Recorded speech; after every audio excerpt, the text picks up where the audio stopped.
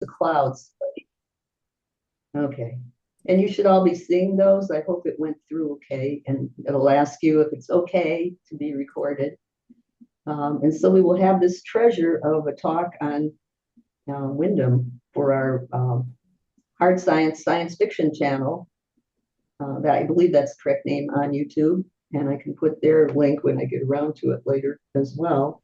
I want to welcome our two speakers who are experts on John Wyndham.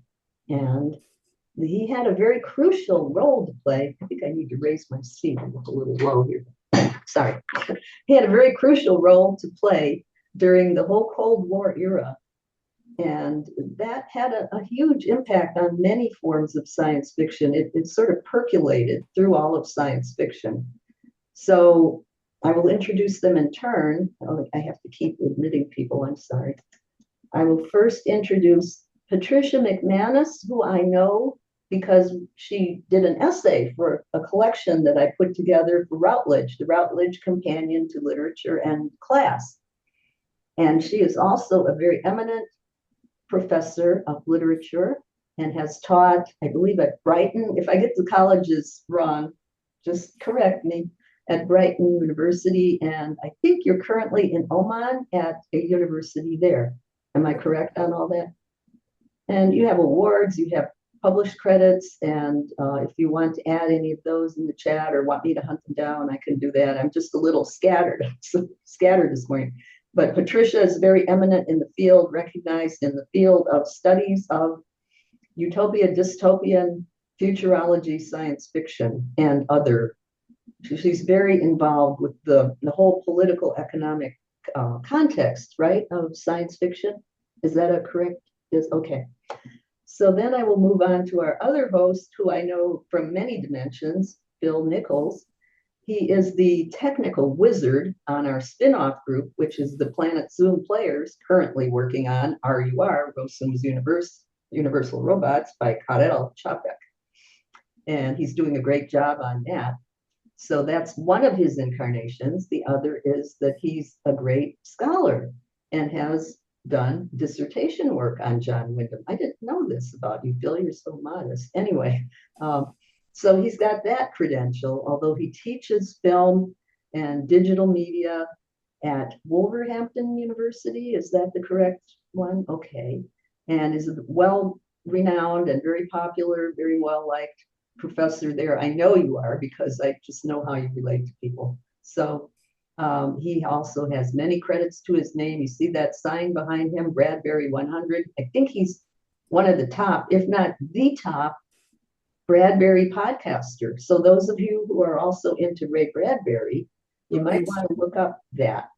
Wow. And so I'm going to conclude by asking people, we will have a chat later where you can all introduce yourselves, but for now, as we're going into the program portion, please turn off mute your microphones. I'm stumbling around a lot this morning. Please mute your microphones.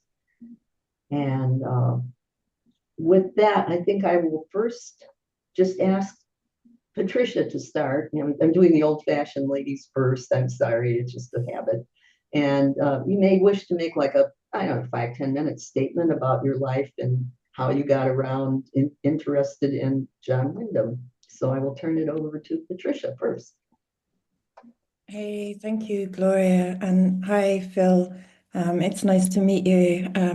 But I should correct, just in case of the misperception. Phil is the expert on John Wyndham. I'm not. I just like to read him. I've never written on him. But I'm very intrigued by the period immediately after the Second World War in English letters, and in particular how class gets rearticulated. And that overlaps with a more recent interest I have in dystopian fiction. So would it be okay, Gloria, if I have a short presentation, because what I wanted to do was kind of open up a question and then Phil can run with it or not, if he thinks it might be interesting. But the question was, why didn't John Wyndham write dystopian fiction? I thought it might be a... Go for it. I thought it might be it might be a useful one. It might not. If not, we can kick it to the curb. But so I'll speak, it'll be about 10 minutes. I'll probably speak too fast. So if anybody wants me to slow down, just feel free to shout. But what I wanted to do was just look for a moment at the futures we find in John Wyndham's fiction. And what's important here, it's not the vision of the future these stories enable or project, but the vision of the present, which makes such a future plausible or possible.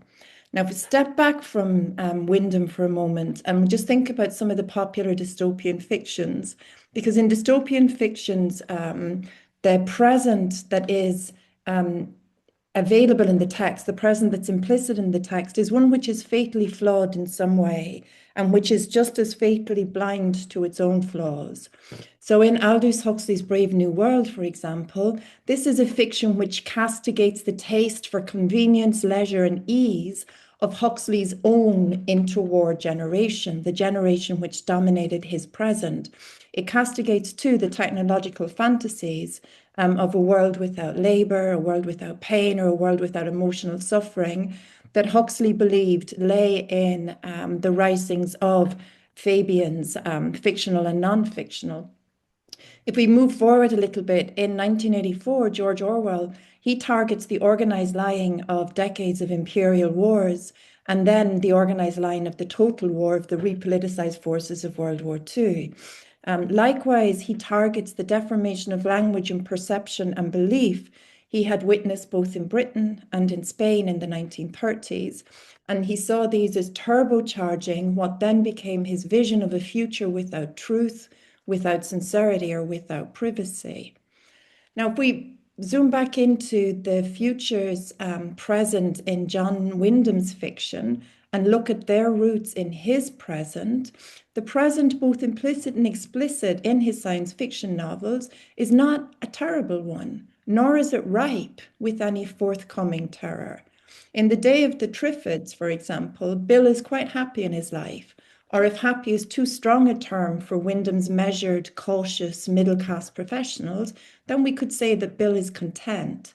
The small, odd scene early on in the novel, in which he congratulates himself on having a private room in the hospital, this introduces class differences, not as any standardized sense of superiority, but rather as a matter of expected comfort, convenience, and ease. His private room saves him from the indignities of a public ward. Now, I'm not going to fill in any more detail there about the way in which Wyndham's novels, or the future in Wyndham's novels, drag with them a sense of his present. I want to just, for a moment, and please, I hope you'll have patience with me, I want to just open up a small theoretical moment from Frederick Jameson about the importance of thinking of science fiction or speculative fiction, any fiction focused on the future. Jameson argued strongly that we need to think of it in terms of how those fictions articulate the past. And there's a beautiful passage in his essay, Progress versus Utopia, or Can We Imagine the Future? There's a beautiful passage there in which he wrote, and I quote, science fiction is not there to give us images of the future, whatever such images might mean for a reader who will necessarily predecease their materialization. But it is rather to defamiliarize and restructure our experience of our own present, and to do so in specific ways distinct from all other forms of defamiliarization. The present in this society, he's talking about his own society of the 1970s there, the present in this society and in the physical and psychic dissociation of the human subjects who inhabit it is inaccessible directly, is numb, habituated, empty of effect. Elaborate strategies of indirection are therefore necessary if we're to somehow break through our monadic insulation and to experience for some first and real time this present, which is, after all we have. So end quotation there.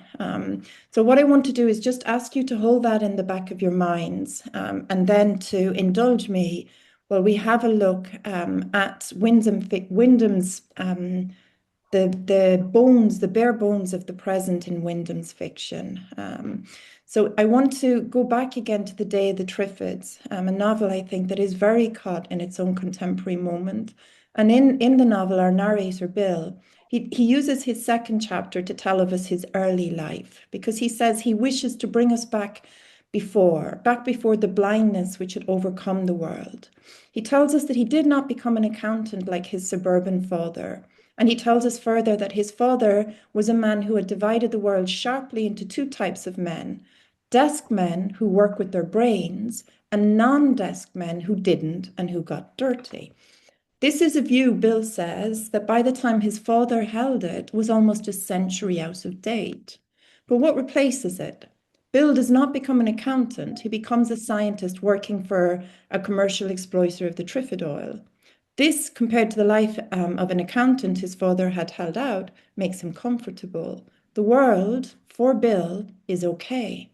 Now, whether thought of in terms of the articulation of Cold War anxieties or of more local British concerns about the displacement of a professional middle class by the expanding middle class of the new professions, including the entry of women in some numbers into these professions, there is little in the way of overt or urgent anxiety or pain articulated in the text about Bill's present. The narrator indeed tells us, when he's reflecting on possible causes for the Triffids, he tells us that most people do not think of the sudden occurrence of the Triffids, and I quote, as a kind of sample visitation, harbingers of worse to come if the world did not mend its ways and behave its troublesome self. Now, troublesome self, as it's used there, it's a glib contempt, a light-hearted, but still a contempt for precisely the type of ideological or political work that dystopia was thought to do, to act as a warning, to act, as it said in the novel, as a kind of sample visitation, harbingers of worse to come if the world did not mend its ways. This is something that The Day of the Triffids explicitly rules out for itself, rules out for its reader as a way of reading itself. Now, to finish, I just want to bring you to one short story that I have seen referred to by scholars as a dystopian story. We can argue with, about how that's defined, but I think it's an interesting one. The story is called Consider Her Ways. It was published in 1956. It's a long short story or novella, and it involves the description of a future world which is experienced by an individual inhabitant as entirely oppressive, and is experienced by nobody else in that future world as not oppressive at all, but rather inevitable and good. Now, in the novel, the present contains a scientist, a biologist called Dr. Perrigan. He has been experimenting with viruses as a way of trying to breed out the troublesome brown rats.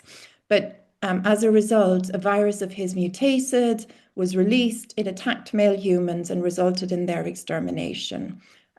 These are the ingenious biological meddlings, I think, that Wyndham liked to scatter in his work. Now, the surviving women in this society, they suffer chaos for some time until they regroup and form a new society. In this new society, children are born, but only girl children survive. Our narrator is a woman whose life is split between the novella's future, where she is a mother with a capital M, that's her function, and her own memories of her life in the present of the novel's composition and readership, in other words, the mid-1950s. Using a first-person narrative frame, the narrative opens with the narrator floating up from some nameless, formless void. Our narrator is bewildered, confused, terrified. She doesn't know where she is or what's happening to her. When she starts to get a realization of where she is, the first very, very strong sense of where she is and how she is and who she is a very visceral revulsion at her own size. She's very, very overweight. When she realizes this, she faints. When she comes to, she is slowly brought to a fuller realization of the world she is in. And she insists to herself, for the majority of the story, that she must be having a dream, or what she calls in the text a projection. She finds out or discovers that she's a member of a regimented female-only society in which, rather than being her slim and young and childless self, she's a mother whose regimented life is to produce 3 children or 4 children at a time. She's expected as one of the cast of mothers to be uneducated and incurious, rather than the medical doctor she is in her own life. She is served by a caste of small women called servitors. The manual work is done by female labourers, and the whole is ruled over by the doctorate. And the doctorate is the name in the text for a layer of educated women, amongst whom doctors of medicine predominate. This is a future modeled on the ant's nest. Reproduction, not progress, is the purpose. Like ants, these women and their organization into these 4 layers of society, the 4 layers, they're each one of them symbiotically helps to reproduce the other. So we have the servitors, the workers, the mothers, and then at the top we have the doctorate.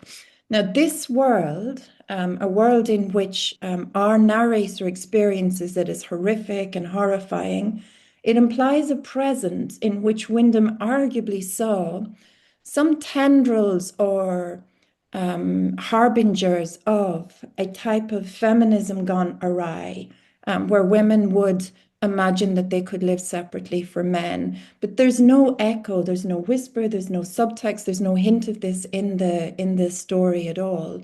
Rather, the critique of the present goes along the lines of a very common critique of mass society in the post-war years. It's a world in which female emancipation was achieved in the early part of the 20th century, but was squandered in an elaborate system of mass persuasion pursued by commercial interests. So I'll just give you a quotation from the text. At the beginning of the 20th century, women were starting to have their chance to lead useful, creative, interesting lives. But that did not suit commerce. It needed them much more as mass consumers than as producers, except in the most routine levels. So romance was adopted and developed as a weapon against their further progress and to promote consumption, and it was used intensively. Women must never for a moment be allowed to forget their sex and compete as equals. Everything had to have a feminine angle. So the argument here seems to be that the glorification of romance and of the consumption that went with the glorification of romance, something that was an intrinsic tendency of women, both to idealize romantic relationships and also to want to baptize them with consumption, with interior decor in homes. That there was, this went too far, there was a backlash against us, and when the virus eliminated all males, this backlash resulted in this very regimented society of women. So I'm going to leave it there because that's the only fully articulated, is it to say critique of the present is too strong, but a fully articulated understanding of where this terrible new world has come from in relation to the world Wyndham was writing about. And what's interesting to me in it, and I think what sheds light on his non-dystopian fiction, is the way in which the working class women and men must be invisible. There is no question of, the 60 to 70% of English women who both before and after World War II didn't have a choice to give up work. And I think it's part of the political economy of Wyndham's novels that they can only really function when it's the world of the middle classes and a very specific professional middle class, a world in which the new professions of the 20th century, the scientists, the journalists, the medical doctors, it's one in which they dominate. And it's an interesting question to me as to why that should be so. If we think of a lot of other science fiction, the masses, the working classes, usually there is some role for them to play. So that's me. Thank you very much. Well, thank you very much, Patricia, and I appreciate especially your working class references because that ties in also with RUR and some of the issues going on in our play production, I believe, unless Phil can correct me if it doesn't. Anyway, no, that's an important insight. So now I will turn it over to Phil and he can make some kind of an opening. Just how did you get involved with Wyndham? What made it interesting? Yeah, thanks, Patricia. I will turn to your question about dystopia in a minute. I'm still thinking about it because there are a lot of works of Wyndham. There's maybe only 5 major novels, but there are lots of short stories. And I'm racking my brain and I'm trying to think of exceptions, and I can't think of any off the top of my head. But I'll come back to that in a moment.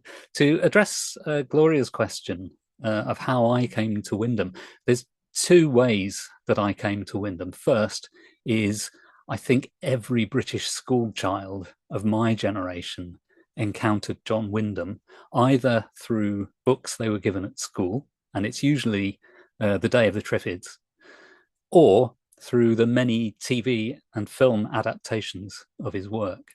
He is probably the most adapted author of all in the UK in terms of television, radio, and film.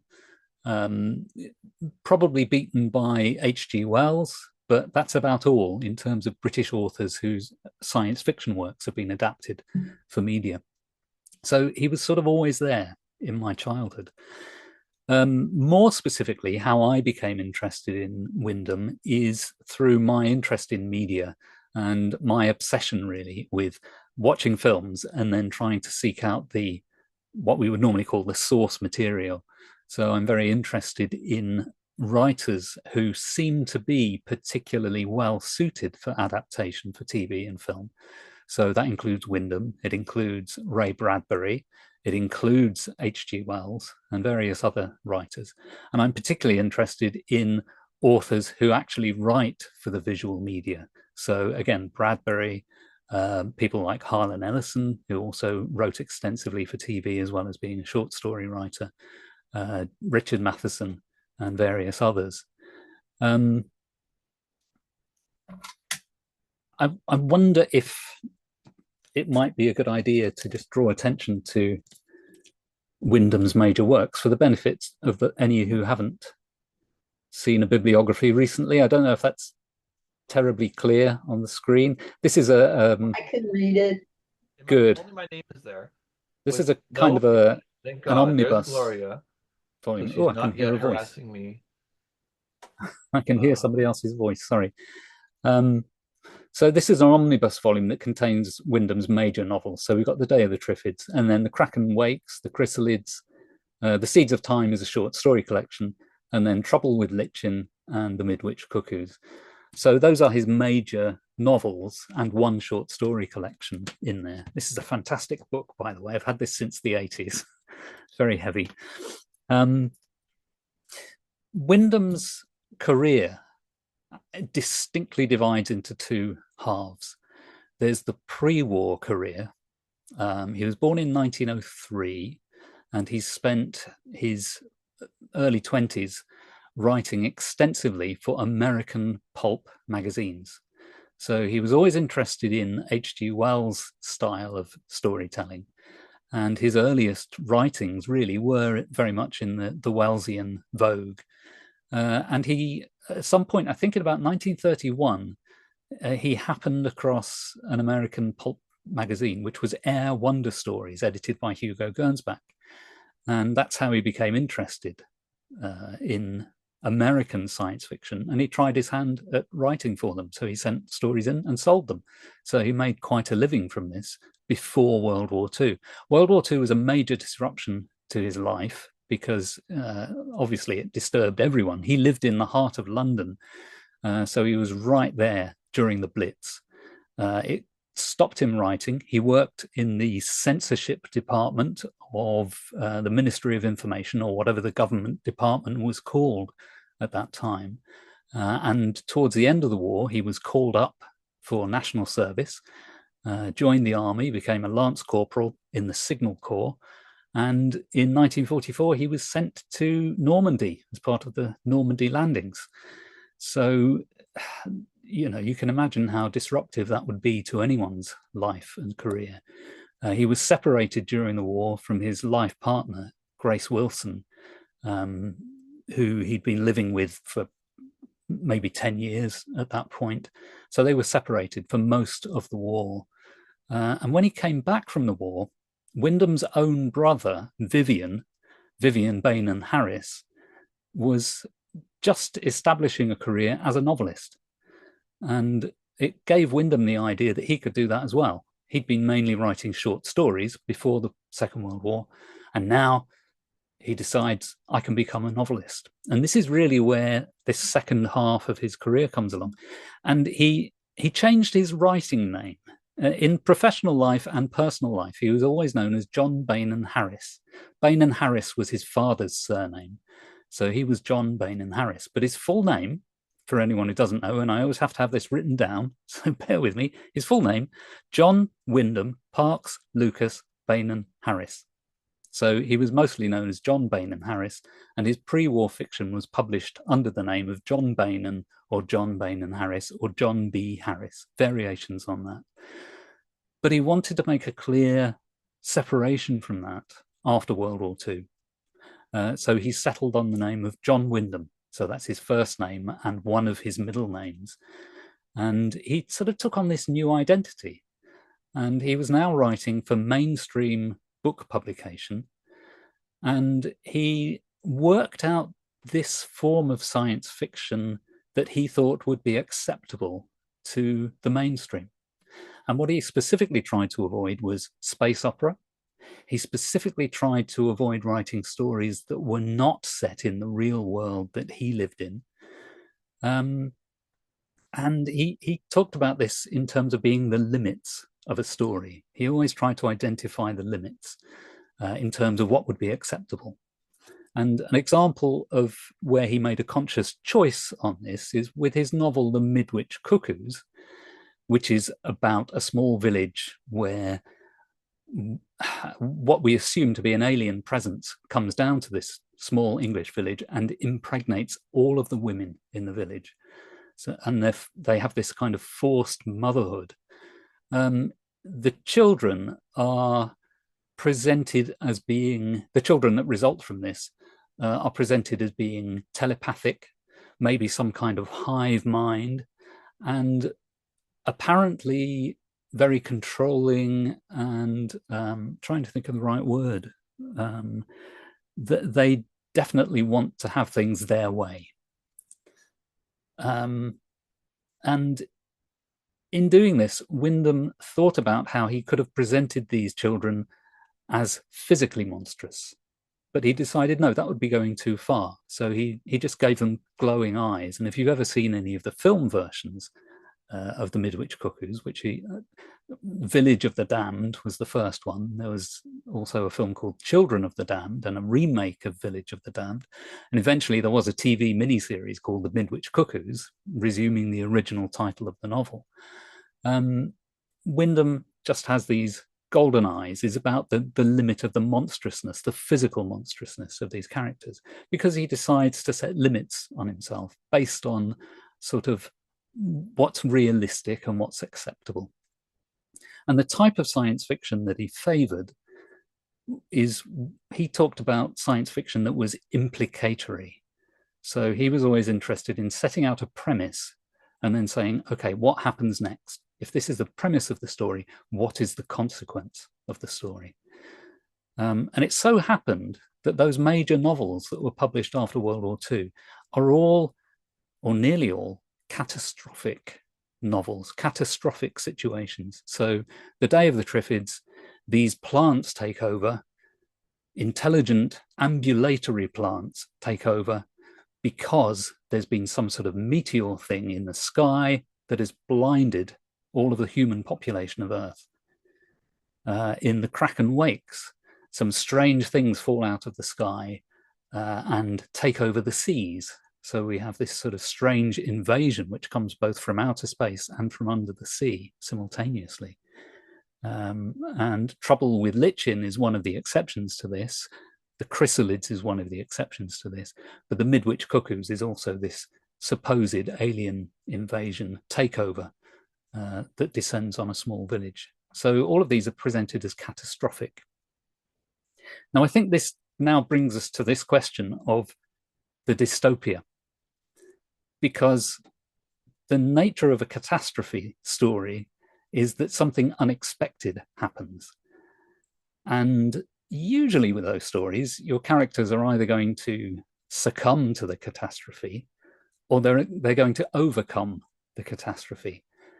And in, I think, all of Wyndham's catastrophe stories, there is a sense of overcoming, or at least a sense of the characters prevailing, but it is in a world which is forever changed. So, for example, at the end of the Day of the Triffids, a new sort of equilibrium is reached between the humans and these ambulatory plants, but it's a very uneasy rebalancing.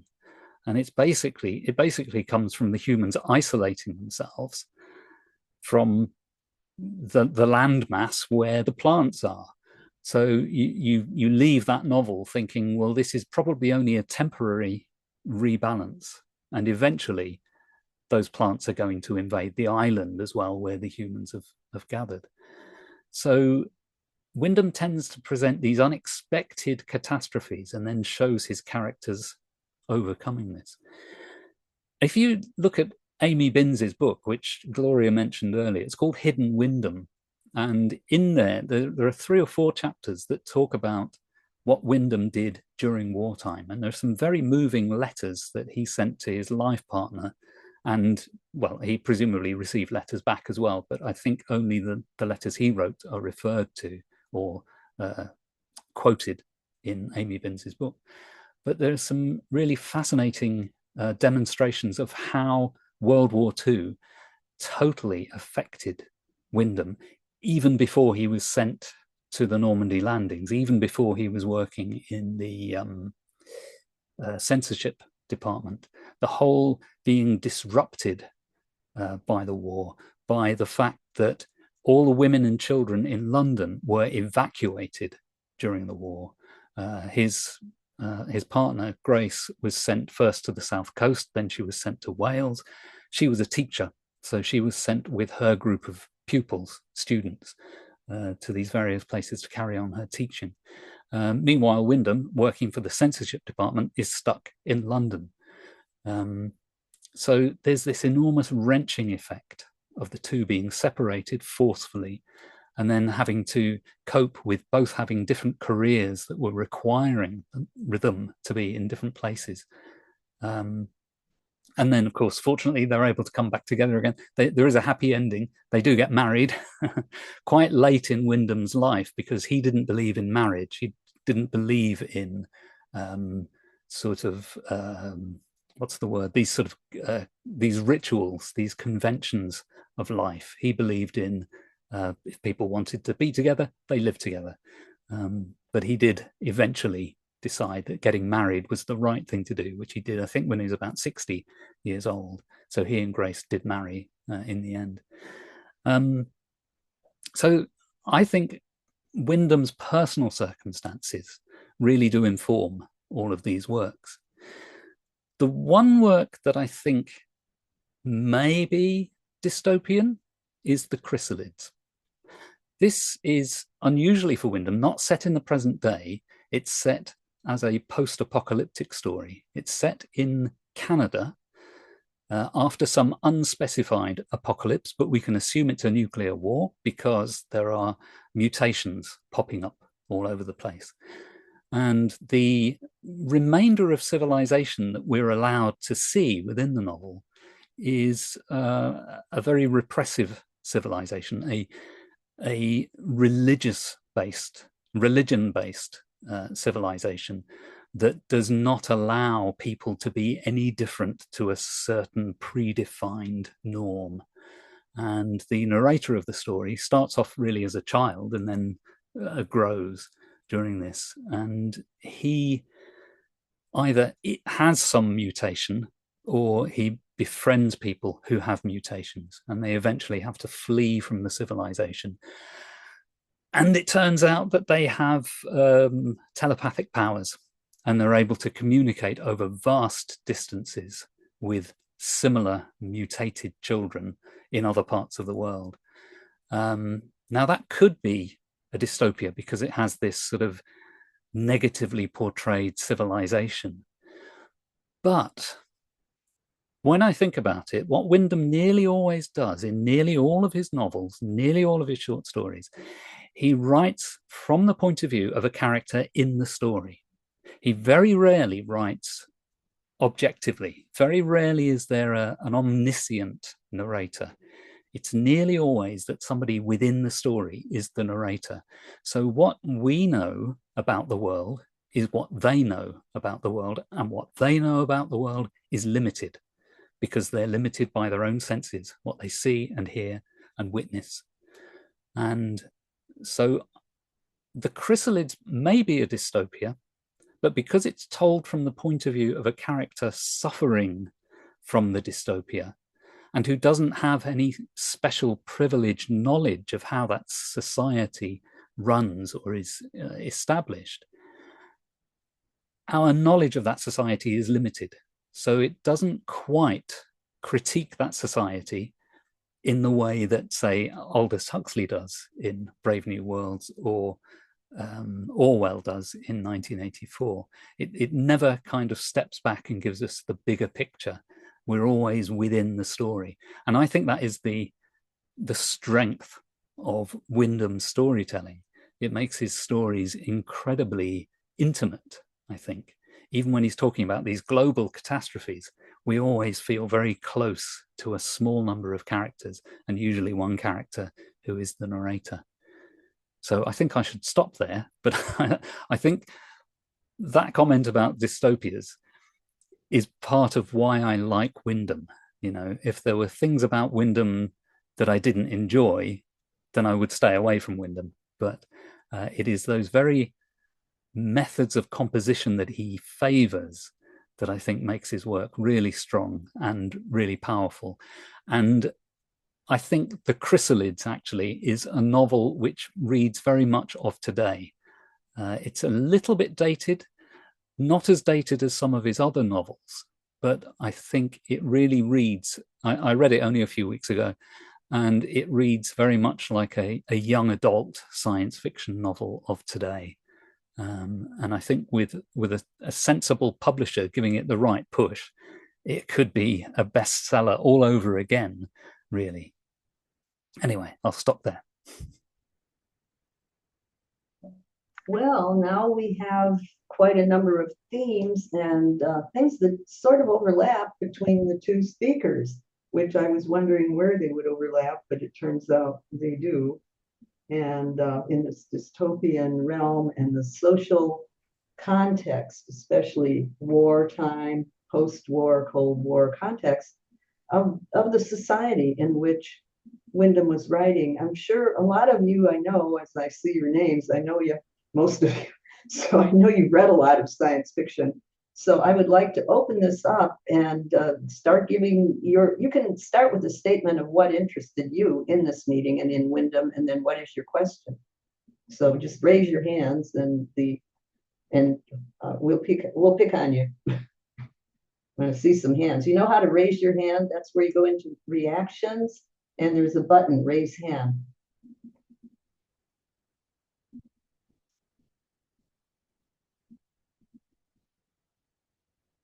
Otherwise, I'll keep filling, and that's boring, but I know how to fill. No pun intended, Phil. As you think about your questions, which may take a while, I'm going to make a question first to Phil, because I know he has a very parallel writer in Ray Bradbury. Neither one of them was fond of big cities. I noticed that. And when they escaped to not completely out in the wilderness. They don't go that far usually. They go to the countryside and the periphery of big cities. And that's sort of their locus of paradise, or escape place where they escape to.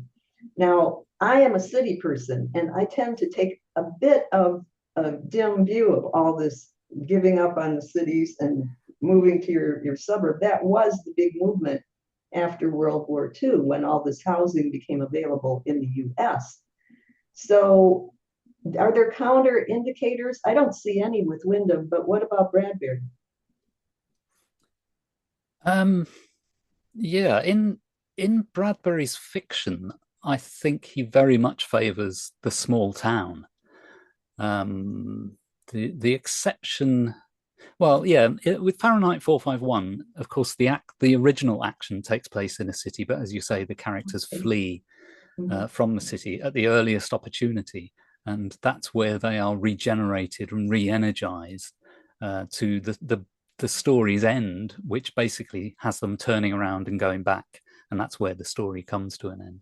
But most of Bradbury's other fiction, of course, is very much small town based. So Dandelion Wine, Something Wicked This Way Comes, almost anything else you care to name, even The Martian Chronicles has stories which are very much small town America, just transplanted to the planet Mars.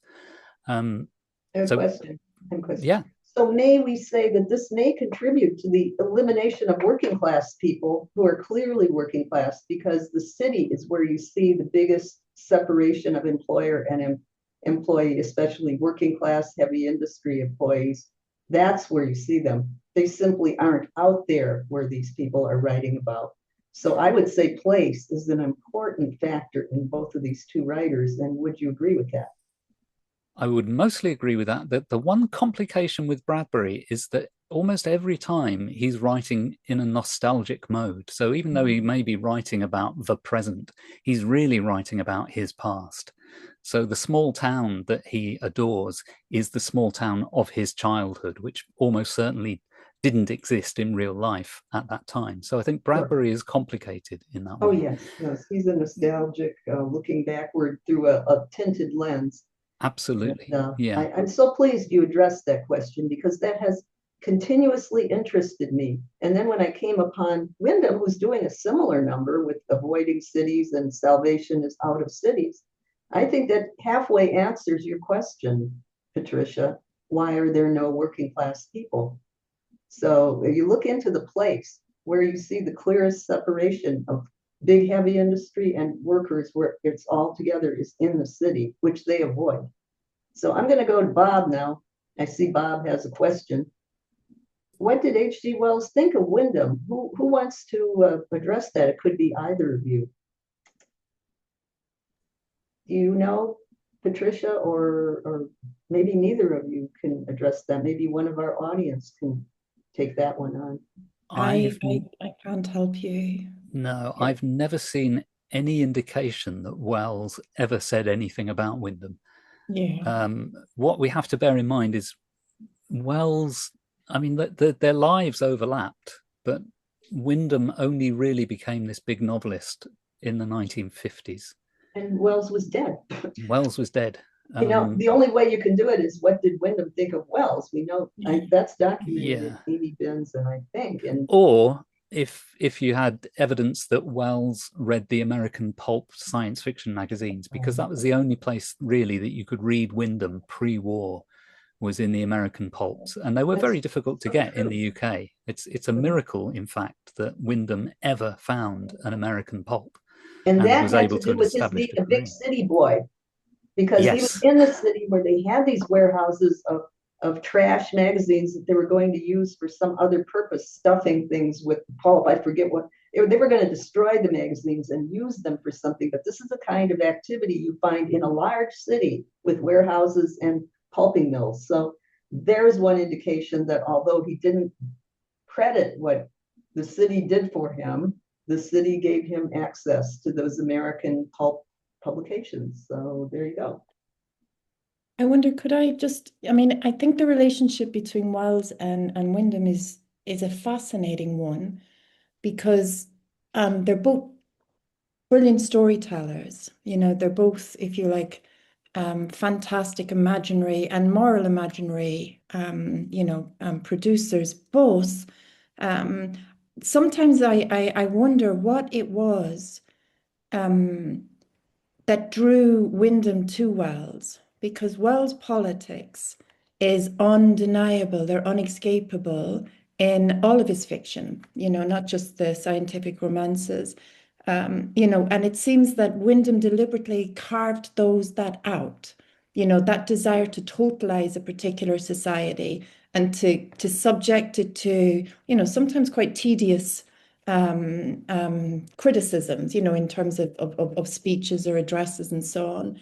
And the two novels, that I think of as being early dystopians, The Time Machine and When the Sleeper Wakes, they are again fantastic stories, but they're also saturated in, this really militant critique of the late 19th century, British society in particular, and also, kind of bubbles of utopian optimism about the possibility of technology. And for Wyndham, that just does not seem to have been of any interest whatsoever.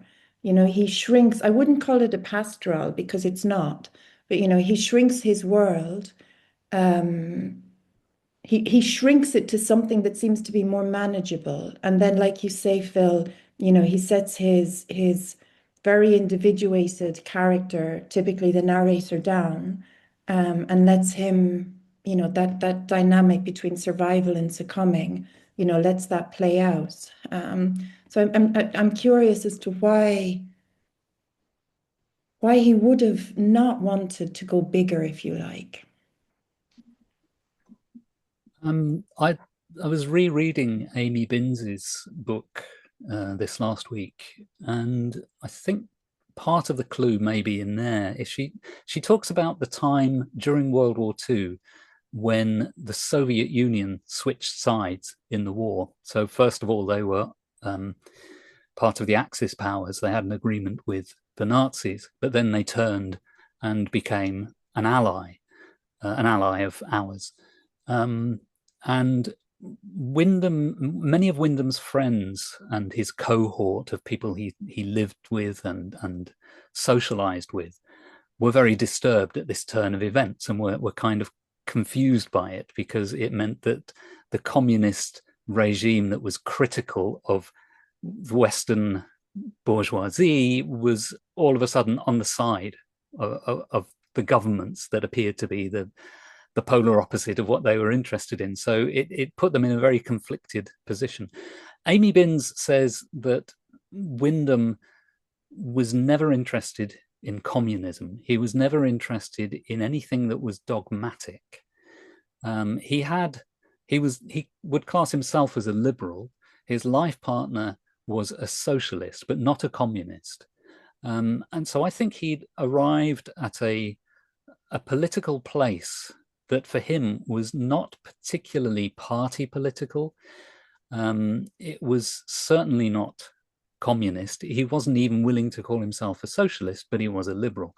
So he sort of was staying away from anything that was too rigidly defined or dogmatic. And I think, therefore, that may be why his stories are not critical of anything that could be considered as being, party political or dogmatic in that sense. And I think what he found attractive about Wells's stories was the storytelling. It was precisely Wells's way of positing a situation and then exploring consequences. Wells may have set up those situations in order to make a political point, but that's not what Wyndham found interesting. It was, here's the what nowadays we might call the novum, the thing that causes the world to be different, and here's the exploration of the consequence of it. So I think Wyndham was interested in that, what he called the implicatory process, rather than the grander purpose that those stories could be used for. On the other hand, though, when he was reviewing science fiction in the 40s and 50s, he reviewed lots of books. He tended to speak positively of books which were dystopian or satirical, or that did have a bigger purpose. And I think he was doing that mainly to distance those works from the American pulps, which he considered to be trivial and somewhat childish. But yeah, he had a very a refined position but not one that he would allow to be sort of predefined, I think, by anybody else. At least that's the best explanation I can put forward. Well, that's quite a thoughtful explanation, and it does explain how, though their politics were so different, Wells was the model for Wyndham. I can appreciate that. It's sort of like Verne was the model for Wells, even though Verne had not that big an interest in political systems. It was all more the tech and the novum for him, in the techno novum, I guess. I see we have a hand who's been a person who's been patient up there. Starlit Swan, would you like to ask your question? Hi. I have my perception of him is different. Wyndham. Okay. The thing is that you guys are talking about him, about the possibility of his stories being dystopian or not. But to me, my perception is that his stories are horror. And I feel that all the examples that you were given, Phil, to me, it feels like a reenactment of what he must have felt when he suffered the Blitz. It was something catastrophic that happened that nobody saw it coming. Hmm. Would you agree with that, or what are your thoughts on that?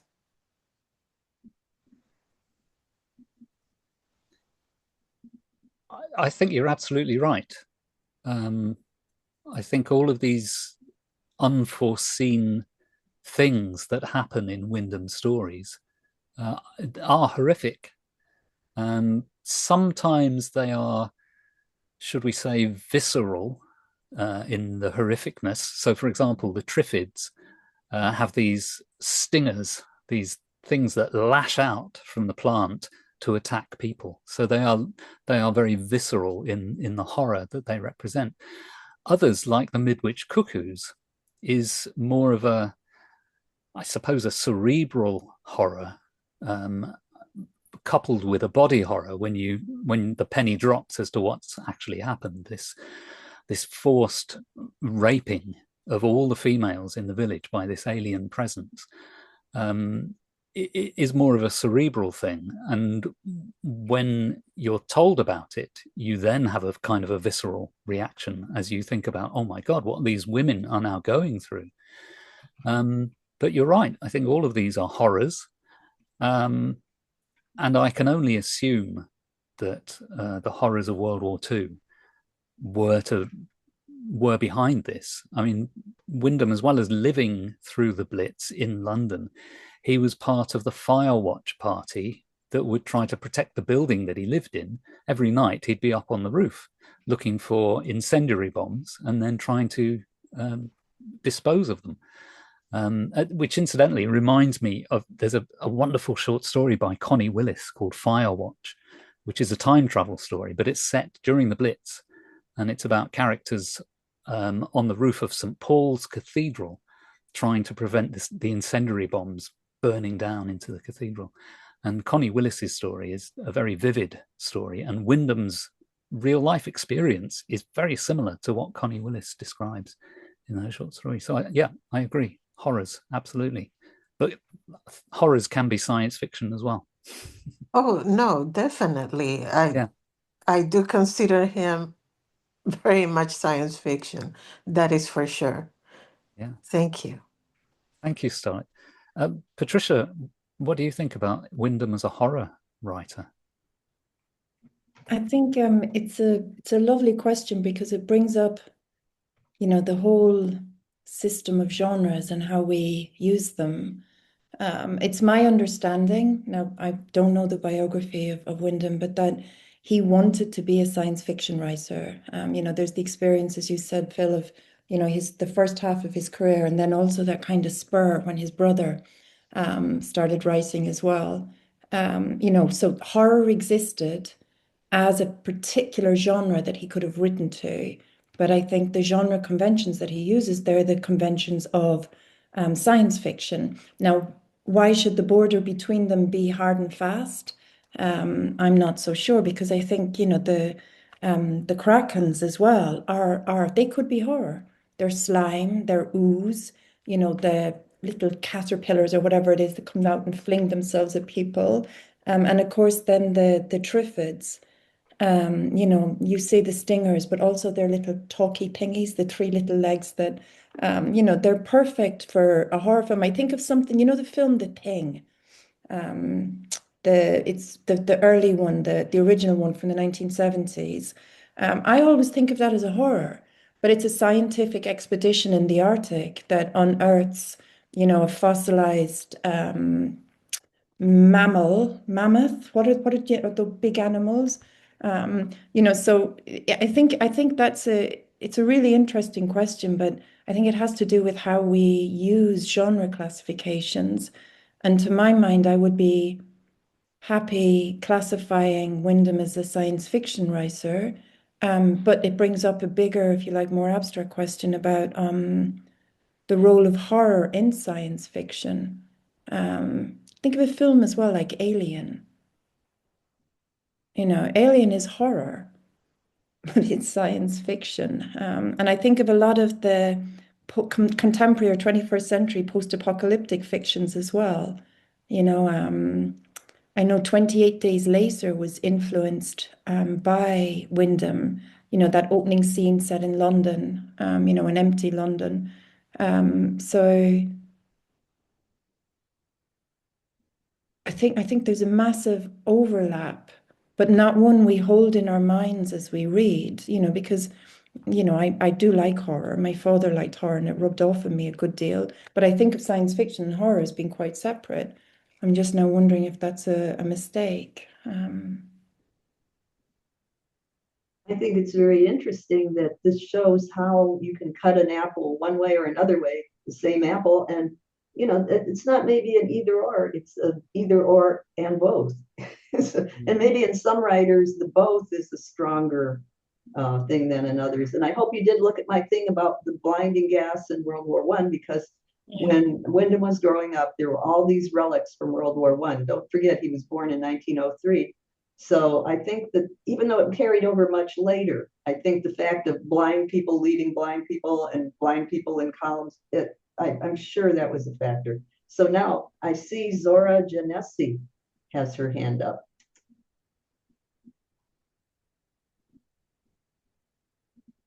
Zara, are you there? Hi everyone. There she is. Hello. Hi. Um,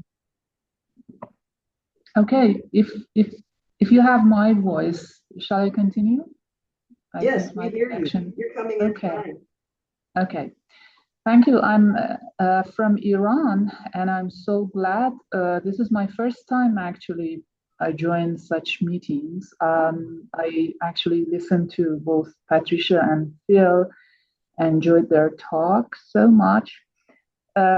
Actually, my question is about if, for example, you're going to suggest some of the novels by Wyndham to be worked on by a student, for example, in PhD level or in MA level, if you're going to write a dissertation about that or a thesis, which one would you prefer and why? I ask this question because usually it's very risky when you want to guide a student toward doing a master's thesis or a PhD thesis or dissertation, I mean. The general outlook toward choosing these writers from the realm of science fiction is usually not that much positive. Even among my own students nowadays, I feel that they look at it as a low genre, science fiction in general, I mean. And it is sometimes difficult to convince them to choose these writers and their works and to somehow write a thesis or dissertation. So it takes time to convince them. It takes time to actually bring them to the real value of the genre, to somehow make them understand that this is really something important to do, and maybe a lot of new discoveries can be made if they read and do a dissertation or a thesis. But as I am going on, because I have been 13 years at University of Isfahan doing such a job as an as academia, actually, I want to know, is it really valuable to do such a thing with regard to a dissertation or a thesis? What is your suggestion? Both of you, Phil and Patricia, I would be very thankful for your answer beforehand. Is it all right if I go? Yes, please. Hi, Zara. I feel like saying I'm just down the road from you. I'm in Muscat. I have an absolute echo of that sort of, it's not even a conscious disdain, it's just a kind of a blindness to any sort of literary value or even just intellectual history, understanding of science fiction. I think Britain, maybe not just Britain, but maybe Anglo-American studies were the same a few decades ago, but it has changed now. There's a lot of academic journals, there's a lot of academic publishing houses have a particular imprint, you know, for science fiction, so that you can introduce students, I think, to science fiction in a way that will make it, you know, in a way that you can sort of establish its prestige or credibility, whatever, however you want to think it. But I think there is another way, and that's to go with the stuff that the students like. And I know the Omani students here, they play a lot of video games, they watch a lot of dystopian television series. You know, they're very, very familiar with some of the tropes from, you know, Star Wars, Star Trek, you know, some of the classics. And I think it's to kind of introduce an older science fiction text alongside something like The Hunger Games, you know, something that they're familiar with from popular culture, and say that novel, The Hunger Games, or series of novel, that has a history. And as part of that history, here is John Wyndham. And I think that's a way in sometimes. I'm trying to think the Wyndham I would go with. And I love The Day of the Triffids, but it's a bit broken backed as in, not just because it's got the two stories, you know, it has the blindness, the blinding, and it has the Triffids. And the Triffids are clearly part of a Cold War bioengineering story. So I think I would probably go with the Kraken, When the Kraken Wakes, just because it's tighter, it's very tightly plotted, and it's very interesting in terms of, you know, specifically post-war English history, and how, if you like, people who had lived through the Second World War, people like Wyndham, you know, whose life kind of spanned from the beginning of the 20th century up until the post-war period. It's very interesting in technology, changes in gender, changes in attitudes, and it's got this rollicking good story in it as well. And it's maybe the most global. Phil can correct me here, you know, but it's got so many scenes and set in so many different places at a time when Britain's own empire was being taken away from it by, you know, the anti-colonial movements, that it's interesting in that sense. It's interesting politically as well. So I think I would nominate When the Kraken Wakes, and just really, really hope your students see the interest in it. Okay, thank you, Patricia, very much. Of course, I have already brought some of my students to this path of writing dissertations and theses, especially, for example, Margaret Atwood is a very interesting choice for most of them. And recently, one of them actually defended her thesis, and she wrote a very good one. Her article has been accepted by Canadian Literature Journal. So I think it's really valuable. But as for the rest of the writers, they are a bit, skeptical whether they should spend time on this, they should spend energy on this or not. And as you say, if that is the person, the expert that talks about that suggestion, I would take it as valuable, and I would highly recommend my student to do that. Thank you very much. Thank you. I think there's all sorts of issues around what a student chooses for their thesis topic, and one of them is inevitably the local circumstances of the university that they happen to be in. It shouldn't be this way, but some university departments will favor certain types of study, certain types of literature over others, and it's very difficult to break through those things. But if you happen to be in an institution that is open-minded or broad-minded, then I think it becomes easier.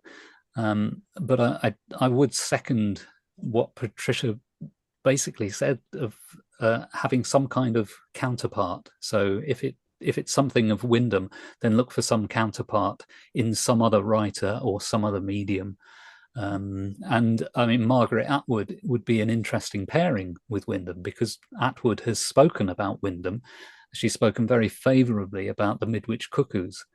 Obviously, the Midwich Cuckoos is about forced motherhood, one of the themes of The Handmaid's Tale. So there's an obvious connection there. So I think those sort of connections can legitimize one author by hooking it to another author who already has some reputation as a valid literary study. Yeah, So, I got my answer. Thank you, Phil. Too. Brilliant. Thank you, Zara. Thank you.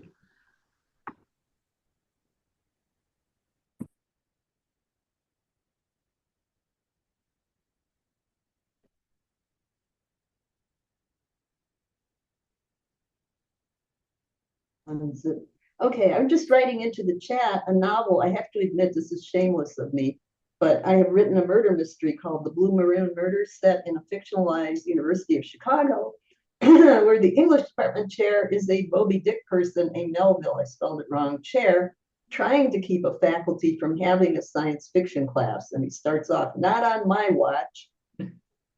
Not on my watch will this man have his science fiction class. So if you're interested in a murder mystery that has that as a theme, there you go.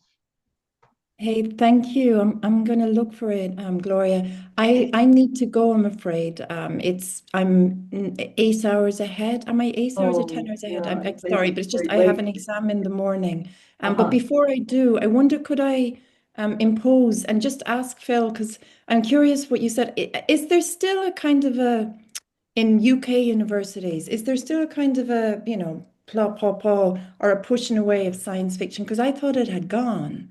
I thought, Yeah, I think in the UK it has largely gone, yes. But I do still hear tales of American universities where there is some level of hostility, and also I've heard of institutions where a study of a single author is frowned upon, which to me is crazy. I think anything should go with a PhD. But I'm just aware that local conditions tend to be probably the most important thing in terms of what a student can and can't get away with. It's I think especially for any contemporary student, because like you said at the very start of our talk, there have been so many dramatizations of Wyndham. It makes it perfect, even like for students studying adaptation or translation as well. Because I think I was introduced to Wyndham by Radio 4 dramatizations. It wasn't the printed page. It was when I had insomnia and couldn't fall asleep. But I'm going to leave you, everybody. But it was very, very nice to meet you, Phil. Gloria, thank you again, as always, and colleagues. One sentence before you leave, please. Let me just get one more sentence in. Be sure to read Modern Fiction by Virginia Woolf. That is where science fiction was getaway's. Modern Fiction by Virginia Woolf. She had been a groupie of Henry James, and she didn't dare open her mouth until James and Wells had a falling out. And then she really took Wells on, and she made every one of the characteristics of Wells' writing a fault. So if you want the true origin of that ghetto, there it is. Bye. Bye. Thanks, Patricia. Bye. Thank you. Patricia, nice to meet you. Any other, we're having a good show of questions here, and I would love to hear any more. While you're musing on that, I want to say a few words about H.G. Wells and Henry James, because this is all very formative in the writing of Wyndham as well. He was watching this terrible feud go on between the modern fiction people that was represented by James Joyce, Virginia Woolf, Conrad, and Henry James to some extent. And they were the highbrow. They were acceptable by the major publishers and H.G. Wells. So that went way back.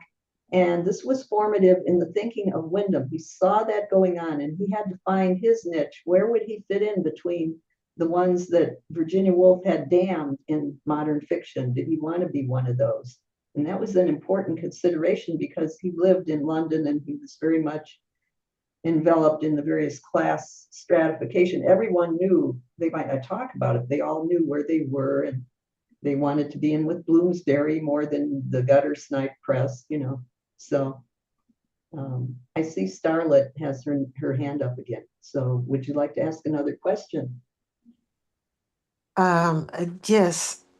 So I would like to ask a question and I would like to make a comment about what Sarah was talking about of introducing science fiction writers to to her students.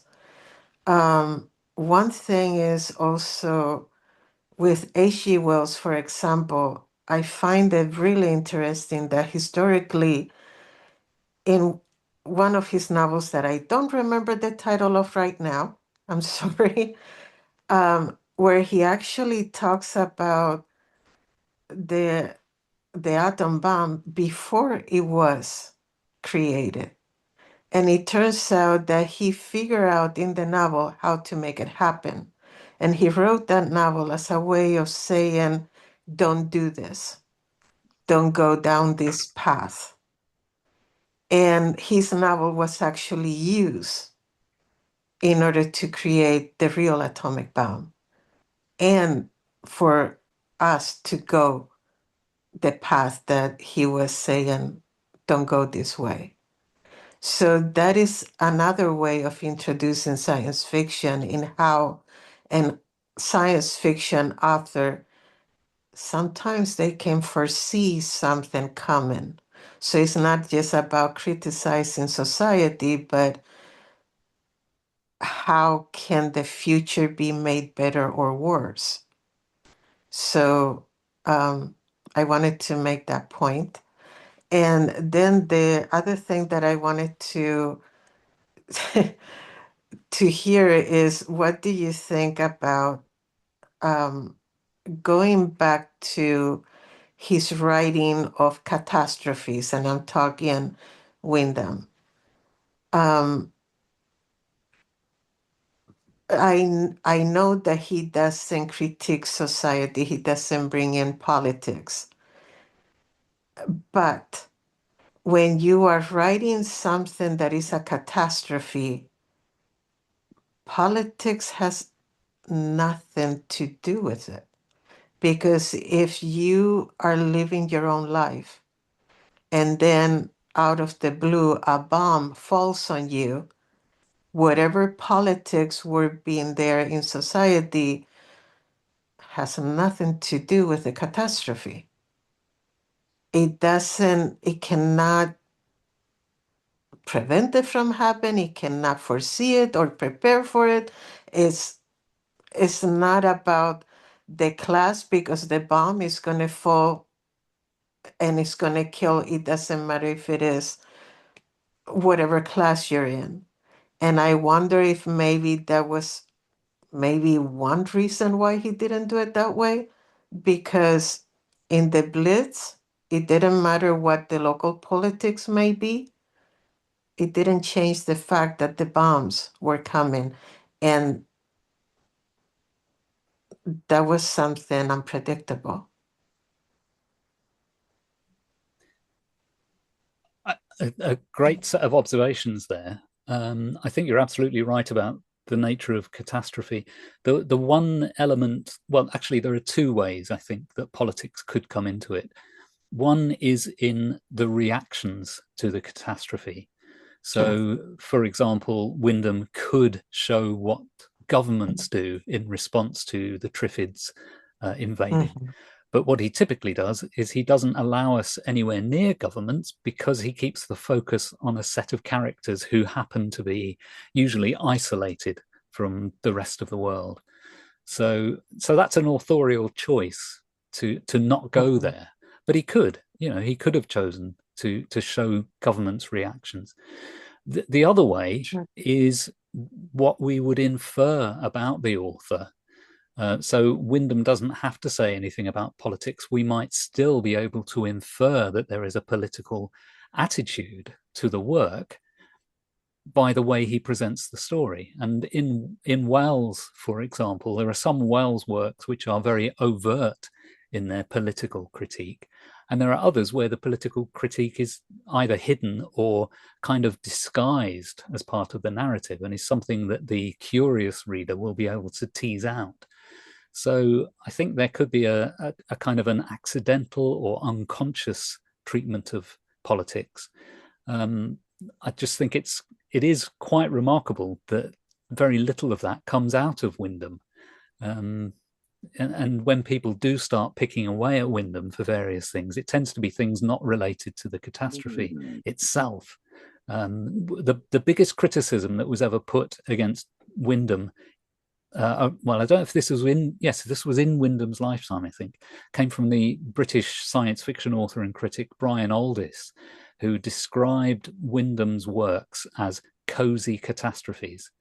And he used that in a very scathing way. And it's because Wyndham's stories tend to be about middle-class, comfortable, affluent people rather than the working classes. But I think that really just comes from Wyndham writing about himself. He was thinking about how he would react, how his partner would react, how his friends would react. And if he happened to be affluent or slightly affluent, then, that's how the stories turn out. But that's a very good observation you have there. The thing about the atomic bomb, I think that was The World Set Free, was the H.G. Wells work. I think so. Yeah. Thank you for that. And I think science fiction as prophecy is a big debating point. I think a lot of us think that's not an important role of science fiction, but it does often come up as being one of the values of science fiction, is that it has foreseen the future. I personally think that's missing the point of science fiction. I think science fiction is more about hypothesis. It's what if, and if this, then what? So to me, prophecy is not that important. It is extrapolation that's more important, but that's a personal thing. Well, thank you. I really appreciate your insight. Thank you, Starlight. Thank you.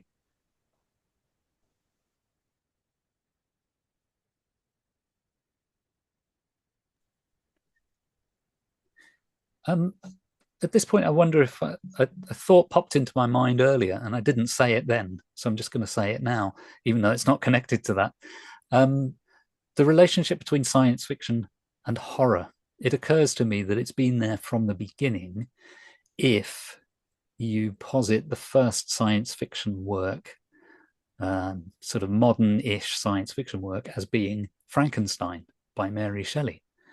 That gave us science fiction as we currently have it. It also gave us horror as we currently have it. And most of the film adaptations of Frankenstein have been horror films, but the most recent one by Guillermo del Toro is very much a science fiction piece with horror. So yeah, I think science fiction and horror go hand in hand.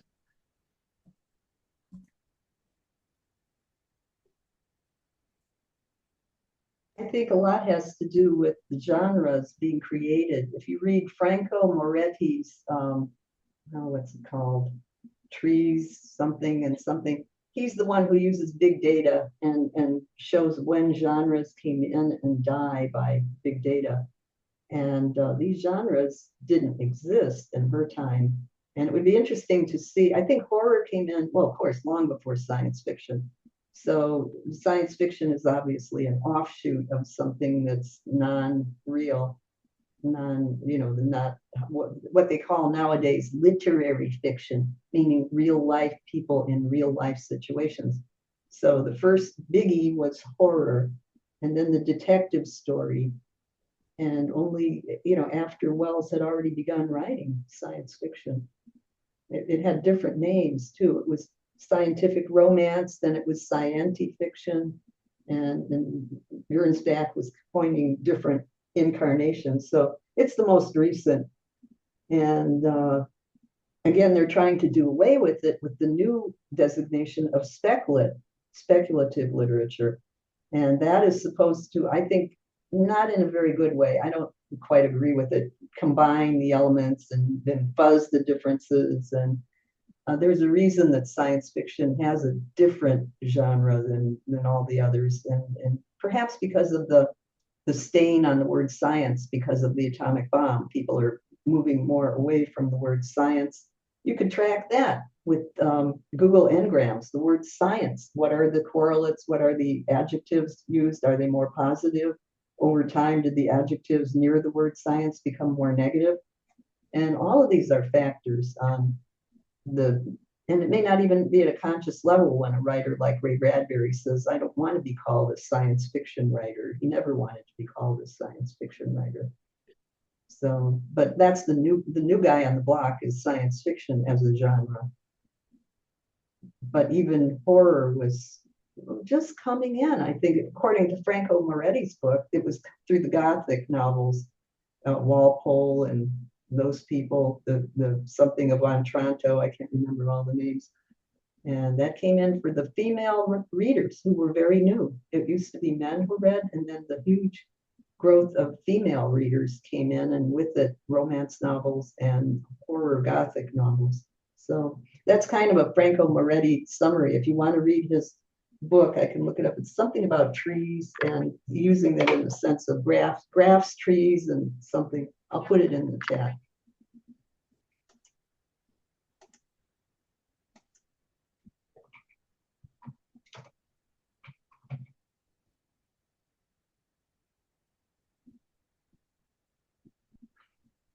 Are there any other questions for the speakers? Well, one speaker who's left.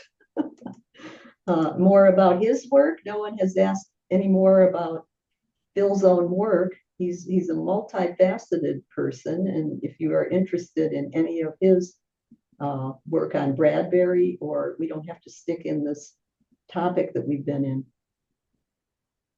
Or just why don't you chime in, folks? What are you involved in? And this is kind of open forum now. Introduce yourself and say, why are you here today and what's up?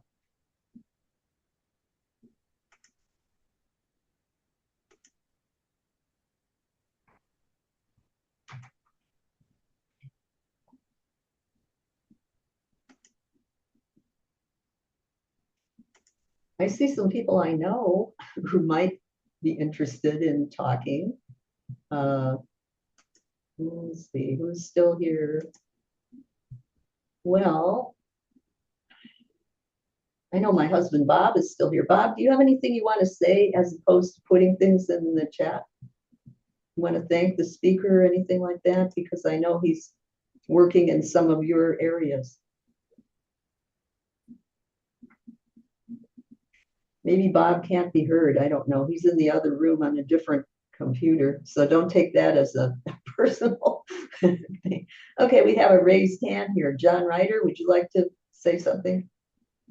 Yeah, since you were talking about H.G. Wells, I have a kind of a funny story because I used to write short stories and poems and stuff. And I was telling a friend, I used to go to these spoken word events, and I was telling somebody I was trying to do something sort of political and make a kind of allegory. And I said I wanted to tell a story called The Valley of the Blind, right? And he says, oh, H.G. Wells wrote a short story called Country of the Blind, right? And I had the hardest time finding it, but I finally found it in the rare books room at Columbia University where, they put it on a pedestal and they make you wear these white gloves and they have this little weighted sack to hold the pages down. You couldn't take it out. You could only read it there. And I liked this so much, I just didn't, I didn't want to write my story anymore because, I mean, his allegory wasn't, exactly the same. but it was all based on the idea, this medieval English saying, in the country of the blind, the one-eyed man is king, and the whole story is kind of like say, well, not necessarily, um, but I think Wells actually wrote probably almost as many books about socialism as he did about science fiction, which didn't have the same meaning back then. It wasn't, associated with Stalin, or it was associated with, the alternative to uh, rapacious greed in the teens and 20s during the Gilded Age. That was held up as, the right way to live. Be a manly, positive, brave person and think positive. Don't give in to weak, womanly, cowardly negativism. And all through, after Hoover was elected, for the next 3 years, he kept preaching that same gospel of positivism and saying, right, just around the bend is recovery. As long as we're all stick together and positive. And so anyhow, I think it's good that what did I read? Oh, I read something the other day that Thomas Huxley said, what did he say? Shoot, if I can find it. Oh, there it is. No, that's not it. Sorry. Oh man, I lost it. Oh, there it is. Thomas Huxley said, skepticism is the highest duty, and blind faith the one unpardonable sin. So that's all I have to say. Well, I think those are all very important thematic points and or societal points. And we're going into an era where science is guilty until proven innocent, and where unquestioned faith is innocent until proven guilty. So it's kind of a reversal of how it was until after World War II, where science was the trusted, and you still have people beating a dead horse, I would say, in English departments where they still yell about the unchallenged power of science. Well, I think we're well beyond that now. we're heading into a new loop where Well, every spring, I send I post on social media and send to my friends this letter to the editor from Scientific American, I think from 2005, where they apologize. They say that they're apologizing about their position on climate change, and that, they're very ashamed of not giving equal time to Joe the plumber and allowing themselves to be swayed by mountains of evidence. And um, um, um, and not what was the all other thing? the plumbers believe in that. I mean, there are working class people who are educated in science. That's one of But the no, then things they go that on I to say, well, maybe we change our name from Scientific American to Scientific Un-American, or no, it's maybe we should change our scientific, name. survey and marketing survey, and whatever the market follows, we will follow. I think it's truly a capitalist orientation where No, but now, the end of the letter is, Happy April Fool's Day, everybody. well, that's good. Now, if But you can find this online. I can't remember what it's called. Um, we're so ashamed. It's Scientific American, I think it's 2005. Letters to the editor. I can't. that's a Maybe I good can find joke. it. It's a very good joke, and a Yeah. lot of people Well, will. I mean, it proves that, scientists can be funny. Arthur C. Clarke, I Of think, was course they hilarious. can. Of His course they what is can. I think people in science fiction, that's a given. what do they call it?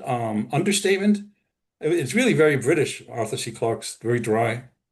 Well, if you find it, put it in the chat because we still have a few more minutes. And um, I think that is the problem where Oh, like here it is. Here it is. science. Okay, Okay. put it If you in the want chat, to, oh, okay, John. put it in the chat. John, Okay, okay, John, please okay, put it in the chat because it'll get okay. I'll put lost. myself on.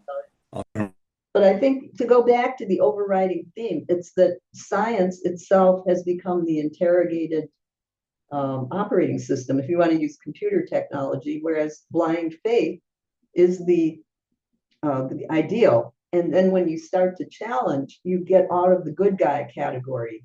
And it used to be the other way, where people were forced to bend to the finding of science, even if they didn't understand the studies. And now it's you don't even ask because these are religious points, and either you believe it or you don't, and you're not good if you don't believe it.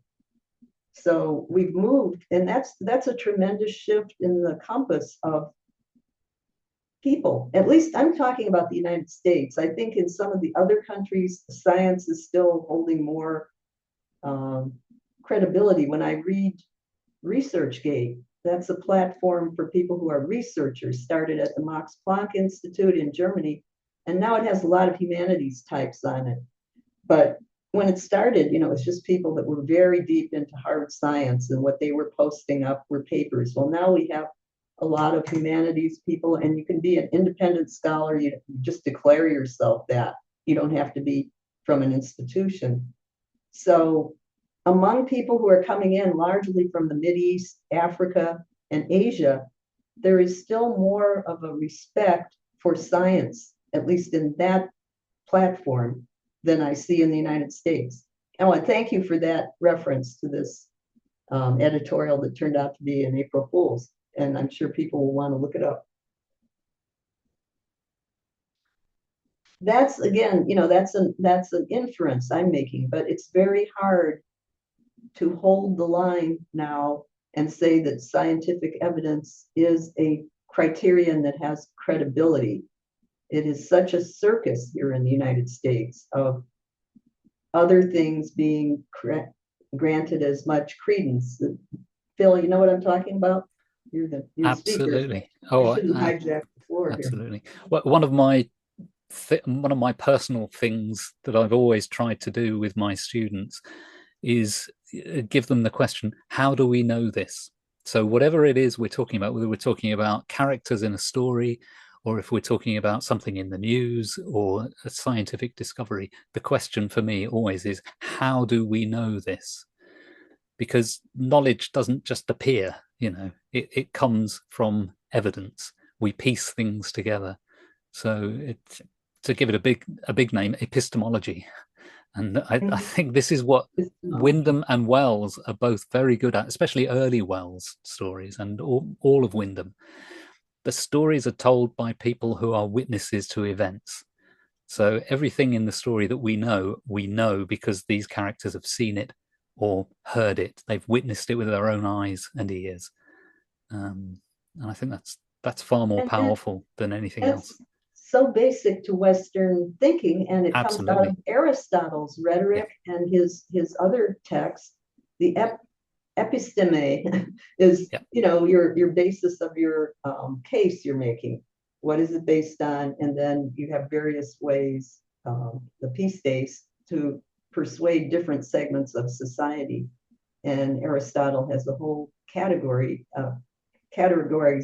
and list of, you use this argument for doctors, you use this argument for senators, and it was all formulated by Aristotle, and how you know it, you make how you know it different, the different kinds of evidence you'd use for the different groups within society. Mm-hmm. So, but what we've given over to in terms of my field of rhetoric, you have three things: logos, pathos, and ethos. Ethos is the character of the speaker, logos is your logic, and pathos is emotion. Well, it's all mostly ethos, the character of the speaker or the perceived character. So when someone like a president, I won't say of what country, says something, you don't need to go any farther. That's all his ethos. If his ethos is good, anything he says or she says is true.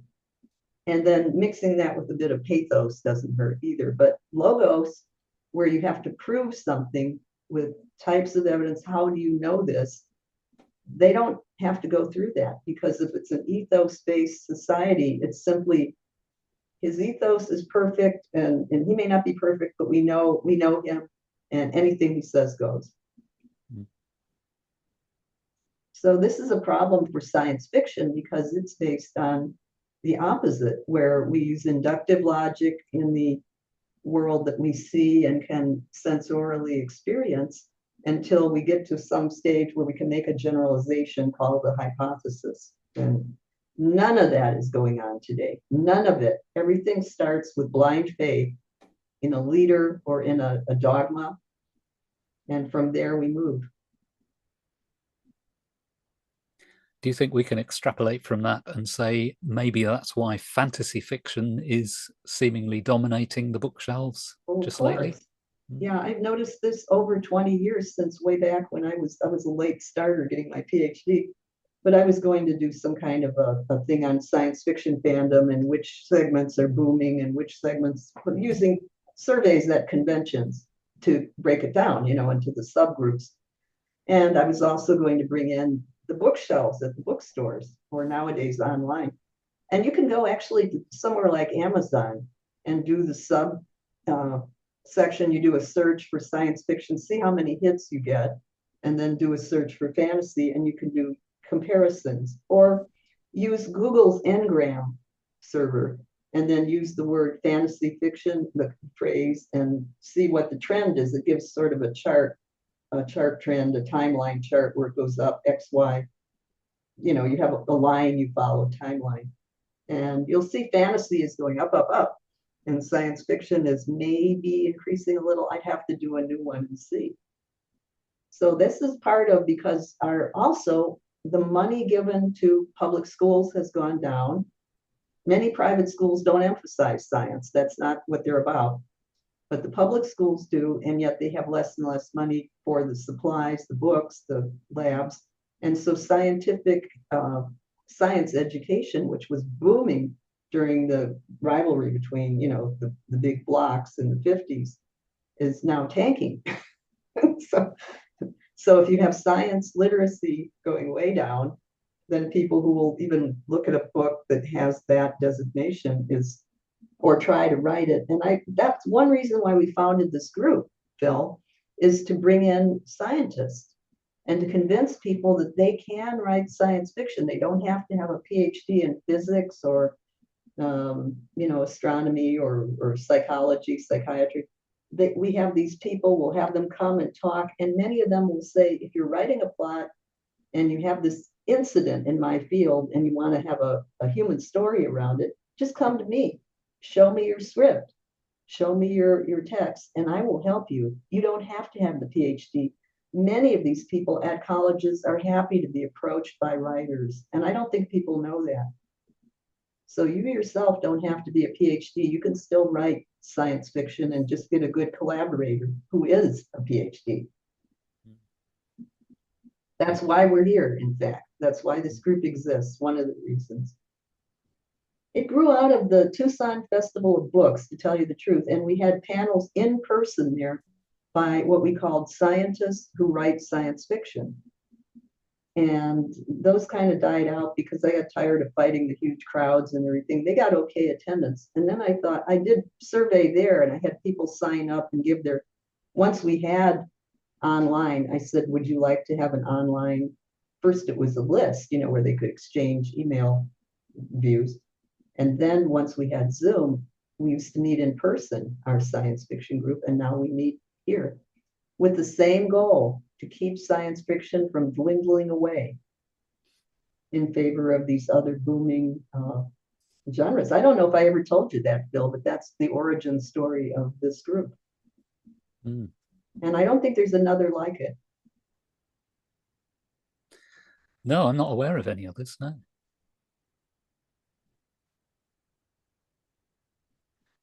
I've just seen a comment in the chat from Starlit. I know we're doing a revisionary look at the Dark Ages, and I think I know where this is coming from.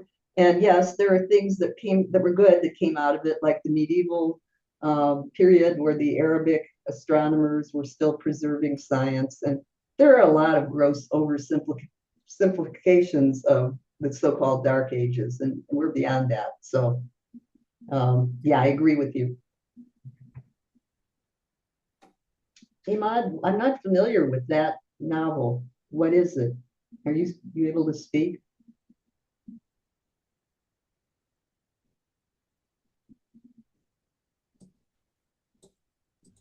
I'll look up the name of the author. I keep forgetting his name.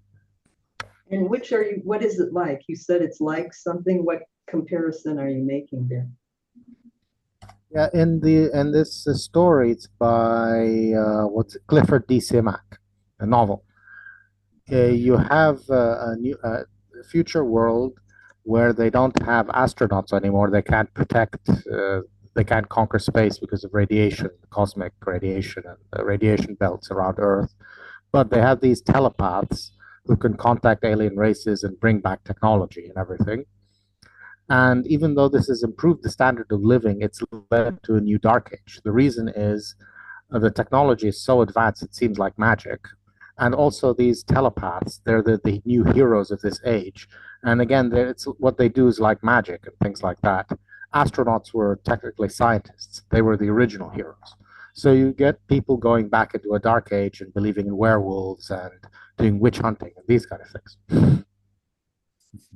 Yeah, I think it's not like an either or, and I think that's good that we have stories challenging that. That the Dark Ages, so-called, had a lot of the origins of technology and invention.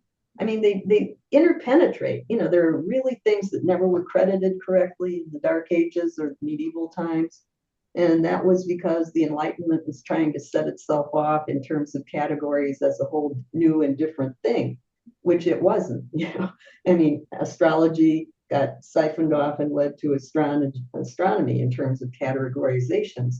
So, you know, just categorizing a big, huge swath of time as being all dark is too valued thinking, and that's always overly simplified. You know, you can't say this Enlightenment scientific era is all good. Of course not. We don't do that anymore. And you can't say that was all bad or backward. Of course not. We know a lot now about the herbalists, the witches, the people who were doing many very innovative things that were taken up and never credited to them by later people who had the credential of being a professor of something. And in fact, I don't know, you know, I could run on about that, but I think just those two categories are very bad, and it's part of the reason why we're where we're at, where now science is being dumped into the trash bin of history and everything else is being venerated without challenge, and that's what's worrisome. All you have to do is hang a shingle out that you're adjusting people's light auras, and nobody questions it, you know. And you can call it the quantum light aura adjustment consulting firm. No one will challenge it, and that's where we are when you have no way to know how do we know what we know. Everything should be challenged. You want to know each one of those words. Where does that come from? How does that relate to what you're doing? And if we get back to that, whether we're challenging science or the anything but science types of explanations for things, then we're true skeptics, and we can leave being a skeptic. We don't have to remain skeptics, but we have to start with some skepticism. Otherwise, it will be a few people leading us all. And we already see that. We see some of that. And when you have no way to judge, it's these people who control the big social media. Millions of people follow them on social media. And that's because, as I said earlier, they're ethos-based. It's the character of the speaker. No need to question or look for evidence. And that's coming not out of science, but out of the field of rhetoric. And I think that it's a very challenging time for many people who don't want to see just a few people followed without anyone asking evidence of what they're putting forth. Anybody else? Now, I guess people are starting to run out of steam here. But I appreciate that you came, Phil, and I think this was a wonderful introduction to a much underrated and lesser known writer in the United States. And I understand this is, again, an example, isn't it, of how different we are, but we don't realize it. Can you speak to that a little bit? Oh, very much so. I mean, the whole of British science fiction has its own evolutionary path, which Wyndham himself speaks of the sort of the Verne and Wells tradition as sort of going one way, and then there's the American thing sort of coming in from somewhere else almost. The fact that they're considered in any way intersecting is sort of almost accidental, but it's really through the pulp magazines, isn't it? Through Gernsback and Amazing Stories. Could I say one thing for Isaac Asimov? Yeah. When you bring the American thing, that's disallowing people like Isaac Asimov, who did follow, I think, more or less the Wells more British model in their writing. And they did have Yeah. black boxes too, but so did Wells. But I mean, I think I would say he wasn't so much a pulp fiction guy. He was someone who got published in the pulps occasionally, but they had to bend to him. He didn't always bend to them, as in the best short story almost ever, Nightfall. And that's in the tradition of Wells, where you take something and you challenge it and you want to know what is night. And so some of the American writers, there were two branches. There were those who did use the kind of Wellesian approach, but I think it was hard for Wyndham to factor that in, or it would not make his category as clear. He couldn't say, oh, except for Isaac Asimov and these others. Yeah, and of course Wyndham was doing most of his writing about science fiction in the 1950s. So really, in the early years of what we would call modern science fiction. Right. So most of his experience would have been in the pre-war pulp magazines, which was even before John W. Campbell came along, really. That's right. And it was Campbell who was, what do you call it, mentoring people like Yes. Asimov, and would bring in stories by Arthur C. Clarke. And so they were fostering that kind. Yeah, it's a very interesting field. But we didn't know. I mean, I didn't know a thing about Wyndham actually writing. It isn't manifestos. That isn't the word I'm looking for, but programs, I guess, for where he thought British science fiction should go, because he saw the pitfalls that American SF had fallen into, with endless bad things being made into endless sequels of things that had not a brain about them, but the same tropes, the ray guns, the women with the overstuffed bras, over and over and over. And he didn't want that. And I guess he knew there were enough readers, didn't he, in the UK, who would actually support that, his stuff. He did. He was tangentially involved with early British fanzines. He was involved in the first World Science Fiction Convention that was held in the UK in the 50s. He was on the committee of that, and he attended that convention. And he was sort of like the leading British spokesman for science fiction through the late 50s into the 60s. And wasn't that a tremendous sacrifice for him to be on the committee? From what I've been reading, he was a recluse. He really hated interviews. He hated it. Yeah, I'm a bit skeptical about that when people say that he was reclusive. I don't think he was reclusive. I think he just didn't like the media. Okay, so that one interview he gave didn't indicate his personality, more his disdain for the media. Yes, I think so. Okay. And in fact, I'm trying to remember which book it is. I think it's Trouble with Lichen or Trouble with Lichen, depending on how you choose to pronounce that word.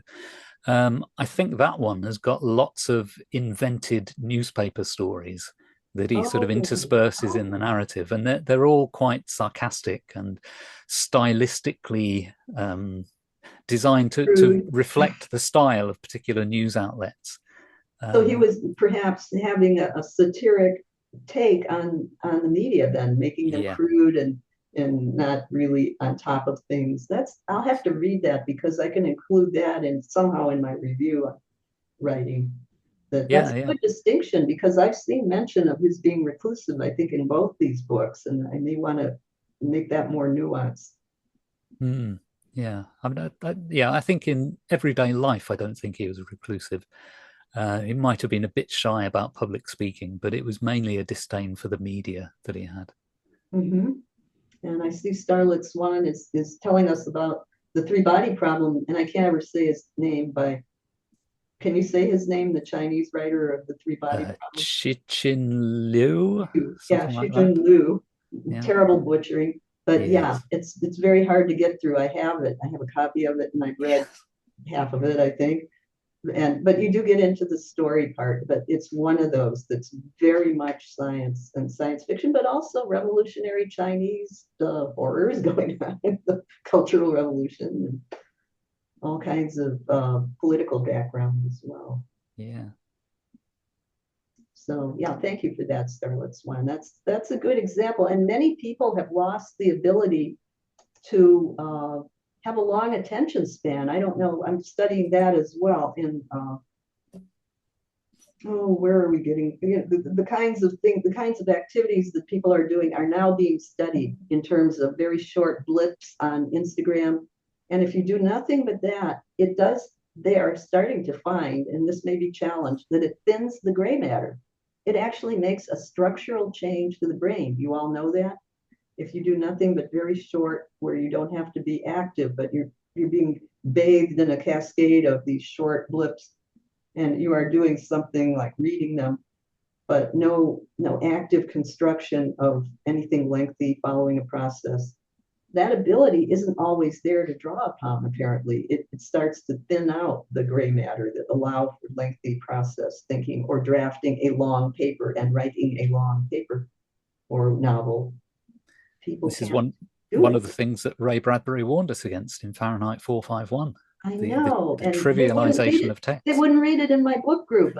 Oh, They said, "Oh, we had to read that in school." Yeah. Yeah, should reread it now.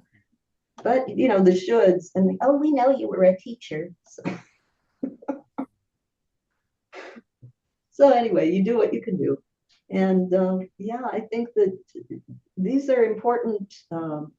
It's the balance. Here's what Virginia Woolf held against H.G. Wells. She said, "But your characters have no rich inner lives, do they?" He had to. She said, and she gives a paragraph where he summed up a whole garden party in a paragraph. Now, in my novels, that would take 20 pages, where we would go into every nuance of a lifted cup or a raised eyebrow and what that meant to the characters. Whereas you summarize the whole thing in one short paragraph. How can that be fiction? Am I doing a good job here? But that's where summarizing is a value in journalism. And Wells, she said, had a journalistic style, which was not the goal of modern fiction.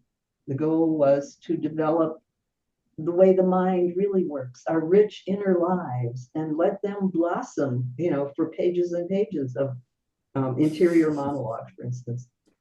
So science fiction has gotten into some of that, and it no longer disdains that. But I think that was the original objective versus subjective.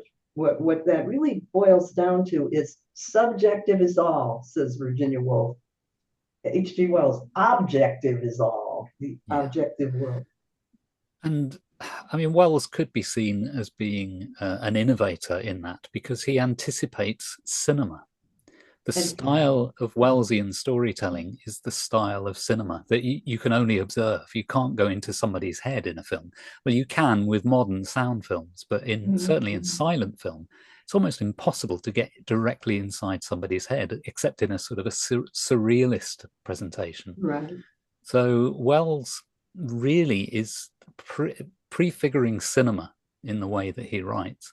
Yeah, you're right. Someone even said that the time travel where it flickers, it was like those early movies. Exactly. Yeah. So, but I think that's so important that this is the balance between the two. And that's where any writer has to figure out, where am I between objective and it. Now, of course, postmodernism challenges that there may be no objective, but that's part of the big broad brush attack on science. So, one of the aspects of the attack is that there is nothing but subjectivity. There is no objective.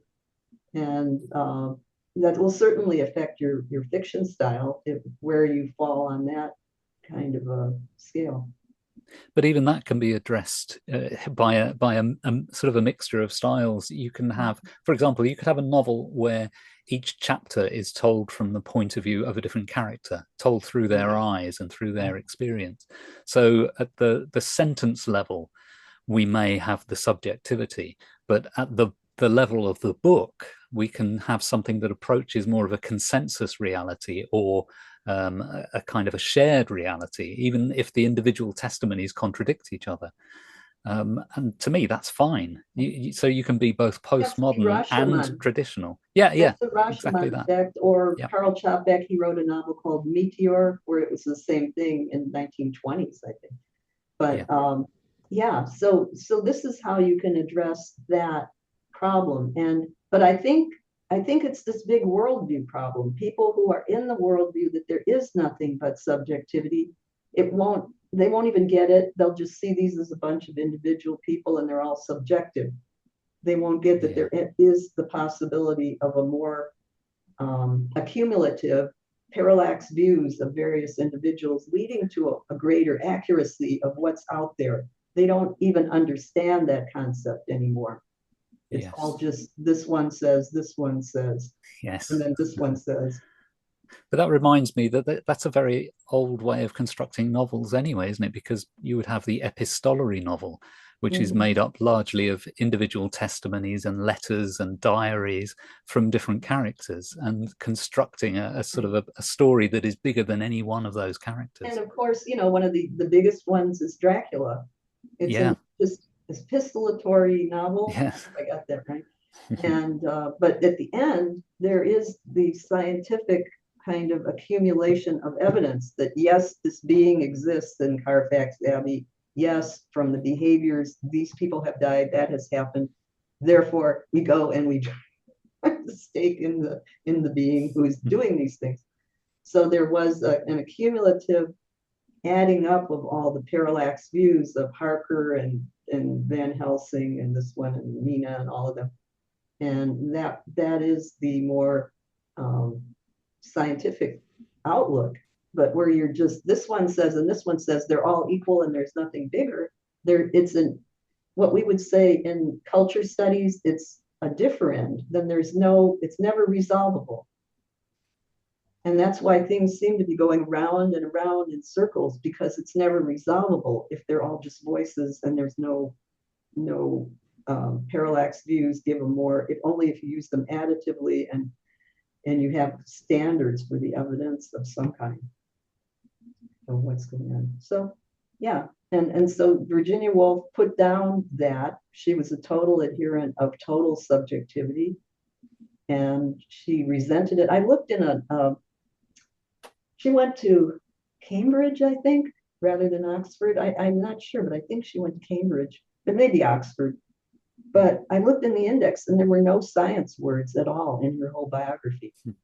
I don't think anybody ever did that before, but I did that. And I looked and it was like, she was there when Fleming was discovering,